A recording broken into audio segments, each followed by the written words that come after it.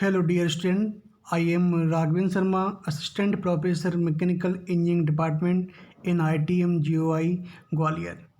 Today I will be discussed on second lecture of strength of material, topic introduction of different type of stress and strain. सबसे पहले हम बात करते हैं outline की. In this video lecture different सबसे पहले लर्निंग आउटकम, इसके बाद हम बात करेंगे introduction of stress and strain and explain of various type of stress, explain various type of strain, Hooke's law, Young modulus, then exercise of this video lecture. Learning outcome after the completion of this video, complete होने के बाद इसमें student will be able to understand basic concept of stress, basic concept of strain and understanding Hooke's law and modulus of elasticity या young modulus. जैसा कि मैंने previous video lecture में, जो आपका सेकंड वीडियो लेक्चर था, उसमें मैंने डिस्कस की थी आपका प्रॉपर्टी ऑफ इंजीनियरिंग मटेरियल. क्या प्रॉपर्टी होती हैं, क्या उसका इफ़ेक्ट होता है, डिफरेंट मटेरियल की कौन कौन सी प्रॉपर्टी होती हैं. तो ये सभी बातें हमने वीडियो लेक्चर के अंदर ये सभी डिस्कस की थी. उस वीडियो लेक्चर को आप एक बार देखना ज़रूरी है. उसके बाद अगर इसको देखोगे तो और इसको अच्छा लगेगा, और इसमें आगे की जो कॉन्सेप्ट हैं सेकंड के बाद थर्ड, हम सीरियल वाइज वीडियो को क्या कर रहे हैं, बना जा रहे हैं. पहले आपको अगर इसको प्रीवियस वीडियो अगर आपने नहीं देखा है तो सबसे पहले आप उसको देखो. उसमें फुली आपकी जो प्रॉपर्टी होती है मटेरियल की पूरा अच्छी तरह से उसमें एक्सप्लेन किया गया है. उस वीडियो लेक्चर के अंदर हमने जितनी भी प्रॉपर्टी थी, आपकी स्ट्रेंथ, आपकी स्ट्रेस, आपकी हार्डनेस, आपकी toughness, creep and fatigue and malleability, ductility, ये सभी कॉन्सेप्ट उसमें हमने अच्छी तरह से समझाए थे कि कौन सी प्रॉपर्टी मटेरियल में कब और कहाँ यूज की जाती है. इस वीडियो लेक्चर के अंदर हम आज बात कर रहे हैं स्ट्रेस और स्ट्रेन की. स्ट्रेस क्या होती है, स्ट्रेन क्या होती है, एंड उसके कॉन्सेप्ट क्या होते हैं, and various type of strain and various type of stress की हम आज इस वीडियो लेक्चर में बात करेंगे. सबसे पहले हम बात करते हैं लोड की, क्योंकि स्ट्रेस और स्ट्रेन से पहले समझना लोड का बहुत ज़रूरी है कि लोड क्या होता है. Load an effect of external forces on the body, external effect of external forces on the body is called load. Load is called load. क्या कह रहा है कि कोई भी एक्सटर्नल फोर्सेस जो बॉडी के ऊपर इफेक्ट दिखाता है वो क्या कहलाता है, आपका लोड कहलाता है. चाहे वो बॉडी में कुछ भी चेंज करे, कुछ भी इफेक्ट दिखाए. मान लो कोई भी बॉडी है आपकी, ये आपकी बॉडी है, इसको मैंने क्या किया, फोर्स लगा के इसको चेंज किया, तो इस बॉडी की पोजीशन अभी यहाँ थी, इस बॉडी की पोजीशन कहाँ पे पहुँच गई, इस पे पहुँच गई. तो मतलब कहीं ना कहीं इसने पोजीशन में क्या किया है, चेंज किया है. या तो वो पोजीशन में चेंज करेगा या उसके शेप में चेंज कर सकता है. अगर ए बॉडी थी आपकी, अगर ये बॉडी ऐसी हो जाएगी तो इसमें कौन सा इफेक्ट दिखाया है, उसको उसने शेप क्या किया है, चेंज किया है. तो हम लोड को कैसे डिफाइन कर सकते हैं, effect of external forces on the body is called load.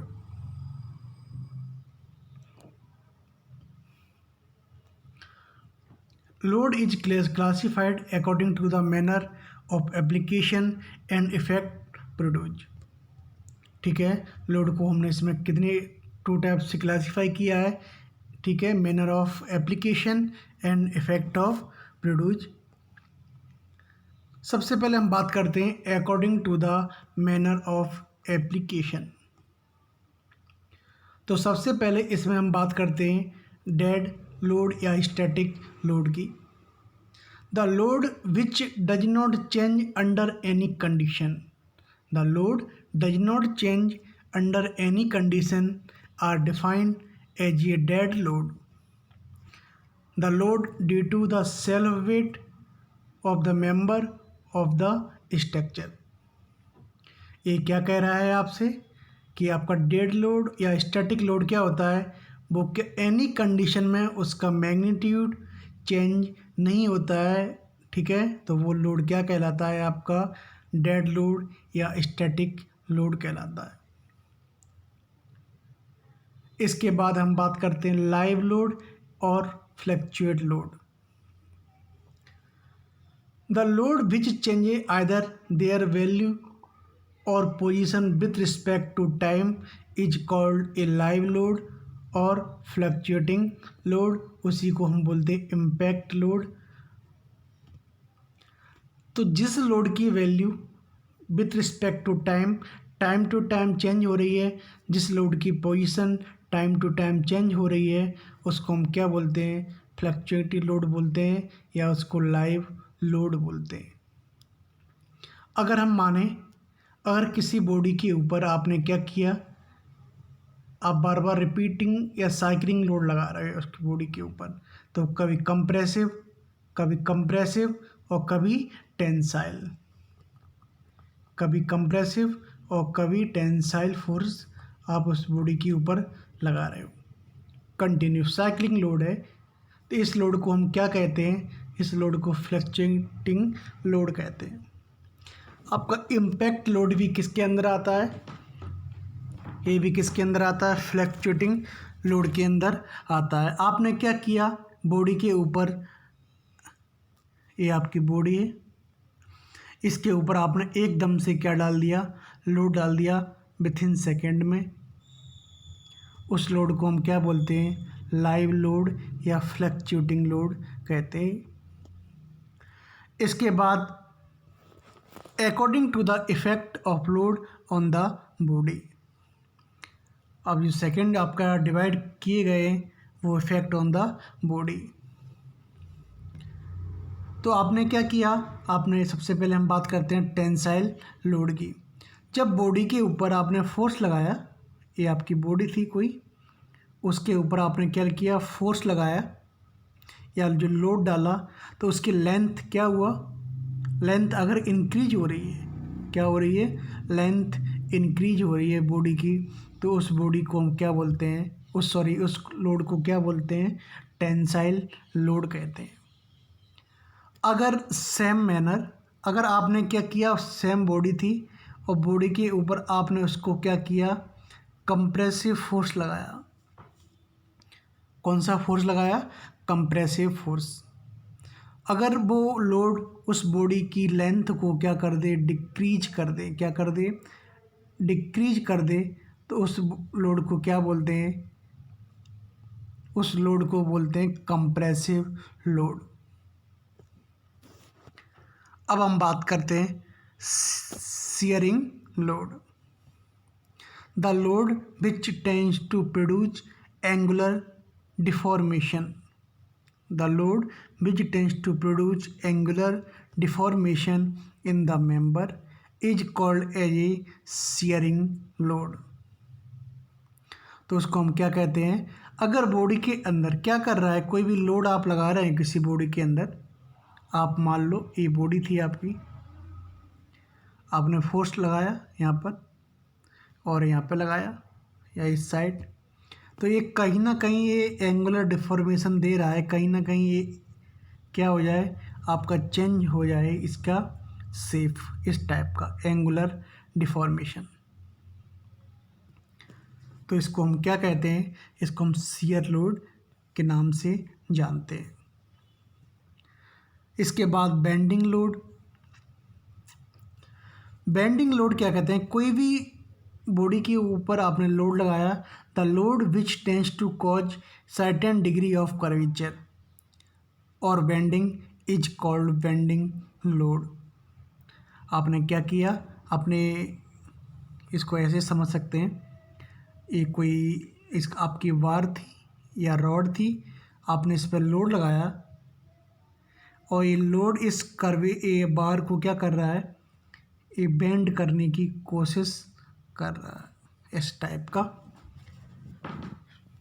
अगर इस टाइप का बेंड करने की कोशिश कर रहा है तो इस लोड को हम कैसे क्या बोलेंगे, इस लोड को हम बेंडिंग लोड बोलेंगे। क्या बोलेंगे, बेंडिंग लोड। अब हम बात करते हैं twisting load. The load which tends to turn और twist the end of the shaft in opposite direction is called twisting load. अगर आपकी शाफ्ट है, शाफ्ट तो आपने देखी होगी, पावर ट्रांसमिशन शाफ्ट, इसके ऊपर क्या लग रहा है, लोड लग रहा है, मतलब इसके ऊपर एक टॉर्क लग रहा है। अगर टॉर्क लग रहा है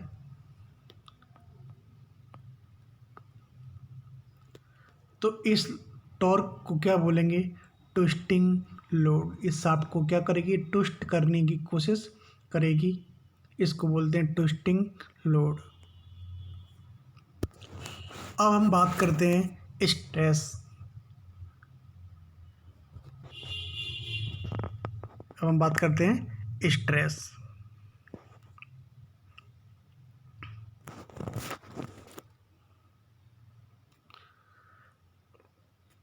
स्ट्रेस क्या होती है, आपने क्या किया, आपने बॉडी की, आपको सबसे पहले आप ऐसे समझो, कोई भी मटेरियल है,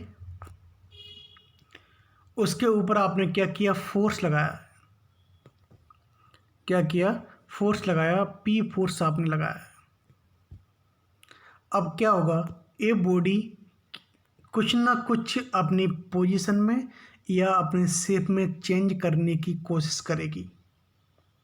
आप इसको समझना, स्ट्रेस के कॉन्सेप्ट को अच्छे तरीके से। ये फोर्स इस बॉडी में क्या करेगा, इस बॉडी में इसको चेंज, इसकी पोजीशन को चेंज करने की कोशिश करेगा। मतलब ये टेंसाइल लोड अगर आपको लग रहा है बोथ डायरेक्शन में, तो इसके लेंथ में कहीं ना कहीं ये इंक्रीज करने की कोशिश कर रहा होगा ये लोड, कि नहीं कर रहा होगा, यस कर रहा होगा।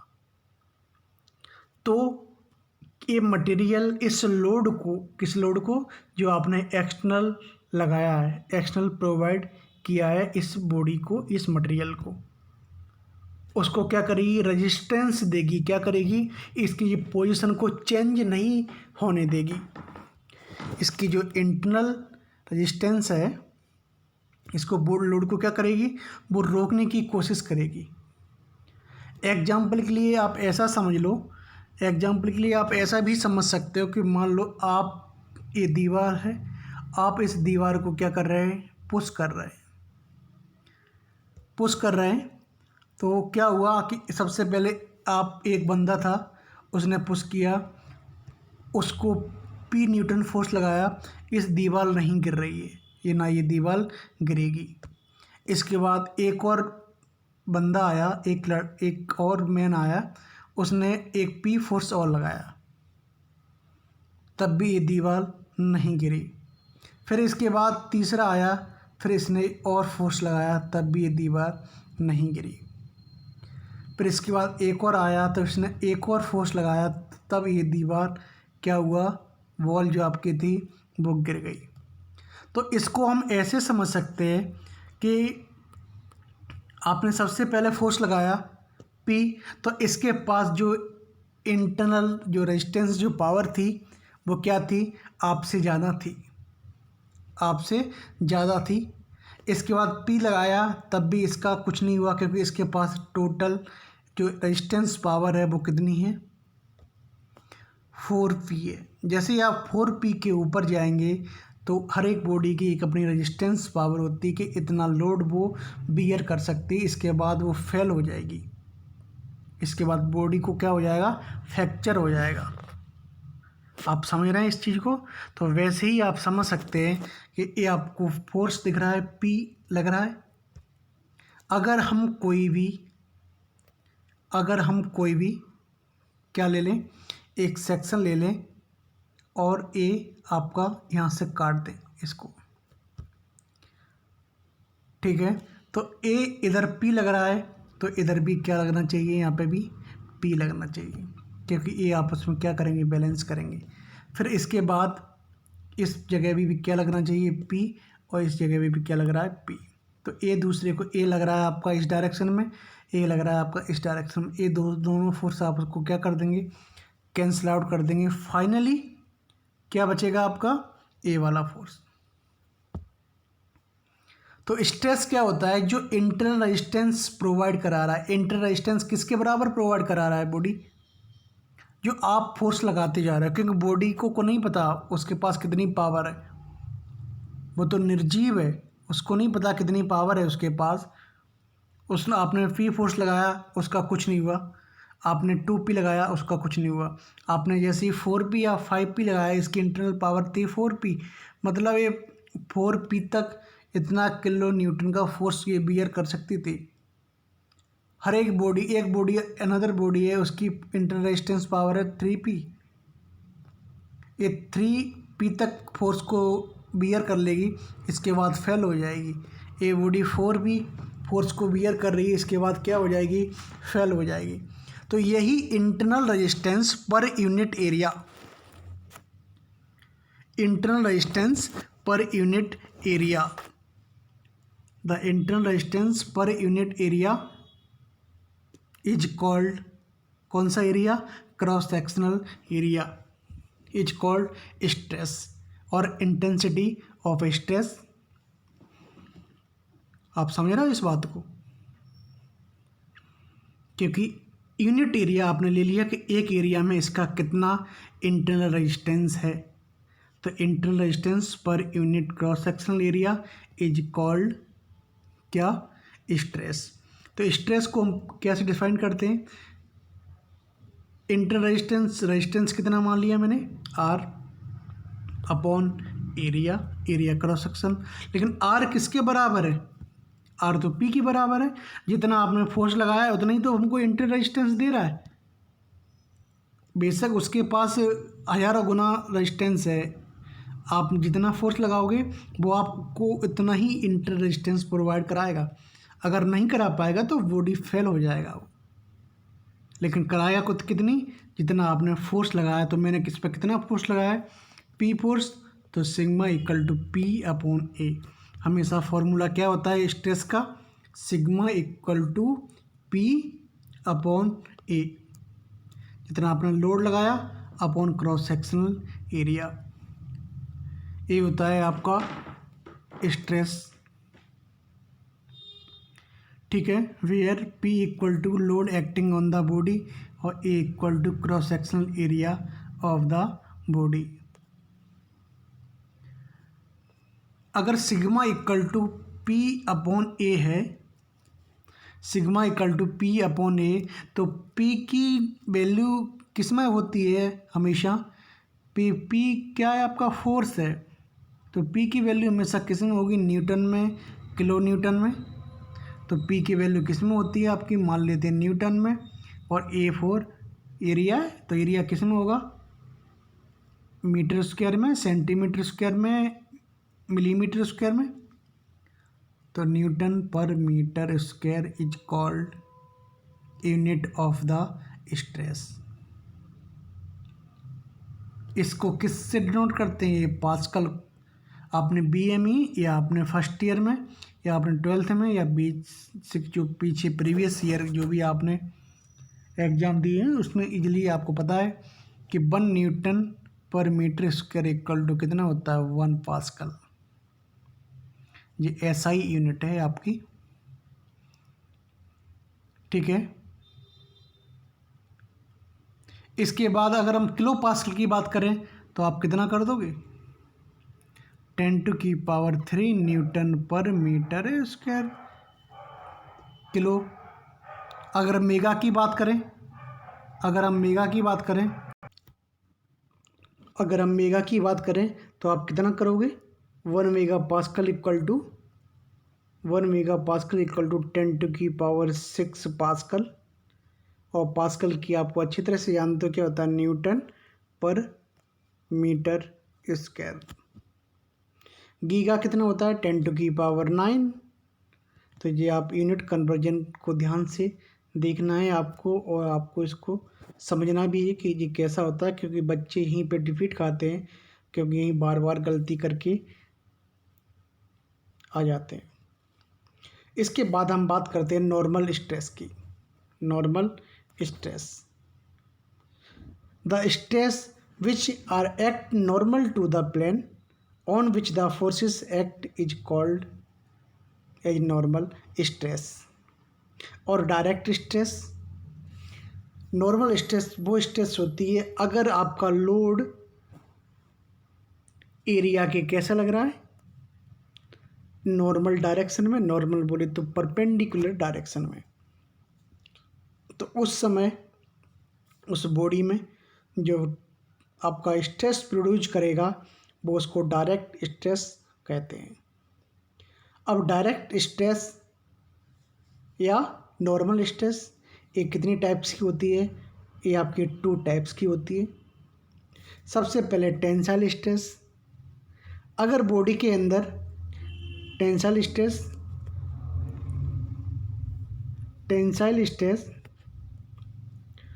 when two equal and opposite pulls applied to the body and increase the length of the body is called tensile stress। अगर आपकी बॉडी है, बॉडी पे फोर्स पी लग रहा है आपका, अगर इस बॉडी को फोर्स पी लगा के आपने इसकी लेंथ को क्या कर दिया, इंक्रीज कर दिया, मतलब इसमें क्या आ गया, टेंशन आ गया। तो इसमें जो स्ट्रेस प्रोड्यूस हो रही है उसको बोल रहे हैं टेंसाइल स्ट्रेस। सेम एज अगर आपने बॉडी को क्या लगाया, two equal and opposite forces are applied to a body and decrease the length of the body is called compressive stress as shown in figure. आपने 2 फोर्स इन अपोजिट डायरेक्शन में लगाए इसमें, अब इसमें क्या हुआ कि आपने इस बॉडी की लेंथ को क्या कर दिया, डिक्रीज कर दिया, तो इसको हम क्या बोलते हैं, कंप्रेसिव स्ट्रेस कहते हैं। इसको क्या कहते हैं, कंप्रेसिव स्ट्रेस। इसके बाद shear stress when two equal opposite and parallel forces acting tangentially to the surface of the body is called shear stress, it denoted by tau। shear stress induced whenever the applied load cause one section of the body and slide past its adjacent section। ठीक है, shear stress developed in design of bolt, pin, rivet and की and glued joint आपने देखा होगा। आपने क्या किया है, आप इसको ऐसे समझ लो कि ये आपका बॉडी है, अगर यही फोर्स इसके कैसा लग रहा है, पैरेलल टू द प्लेन, तो इसमें क्या करेगा, इसमें शियर प्रोड्यूस करेगा। अगर यही फोर्स ऐसे लग रहा है तो ये कैसा फोर्स है आपका, नॉर्मल, और इसको कैसा स्ट्रेस प्रोड्यूस करेगा, इसमें करेगा आपका नॉर्मल स्ट्रेस या डायरेक्ट स्ट्रेस। अगर यही फोर्स इसी प्लेन पर मैं क्या करूं, इसमें ऐसे लगा दूं, इसमें कैसे लगा दूं, इसके पैरेलल लगा दूं, कैसे, इस टाइप के। तो अब ये बॉडी में कौन से स्ट्रेस प्रोड्यूस करेंगे, ये कौन सी स्ट्रेस प्रोड्यूस करेंगे, ये शियर स्ट्रेस को क्या करेंगे, प्रोड्यूस करेंगे।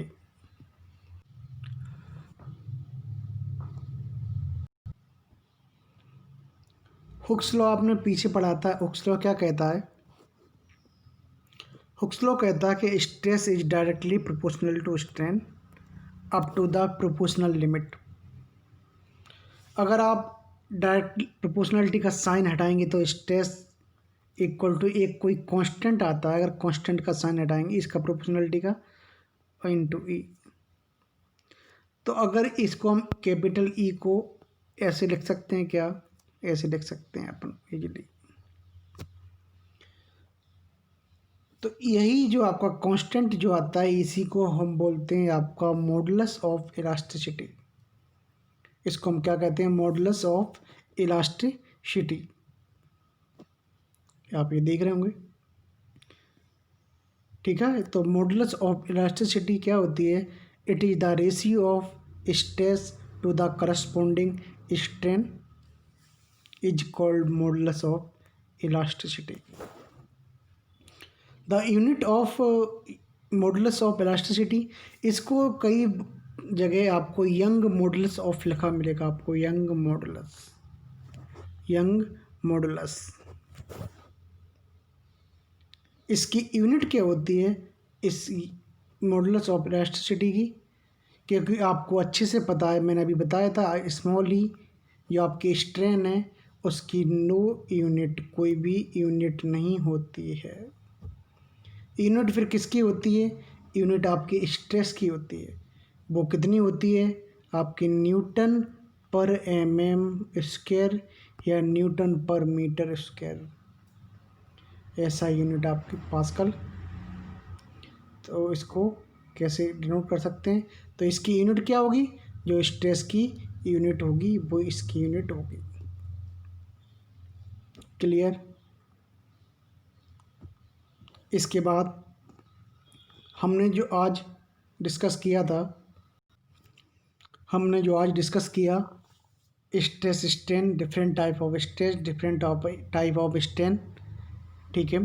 तो उसकी एक छोटी सी हम एक्सरसाइज को भी करके देखते हैं कि हमने जो पढ़ा है, थोड़ा सा ऑब्जेक्टिव टाइप के क्वेश्चन आपके प्रीवियस ईयर एग्ज़ाम में भी, आपके कॉम्पिटिटिव एग्ज़ाम में भी, आपके जो भी डिफरेंट आपके गवर्नमेंट सेक्टर या प्राइवेट सेक्टर के जो भी एग्ज़ाम होते हैं वो आपके इसी टाइप के क्वेश्चन को थोड़ा थोड़ा पूछा करते हैं।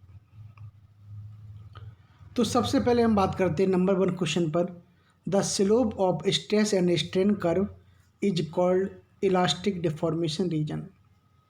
Sorry, the slope of curve stress strain curve, the slope of stress strain curve in the elastic deformation region क्या कहलाता है।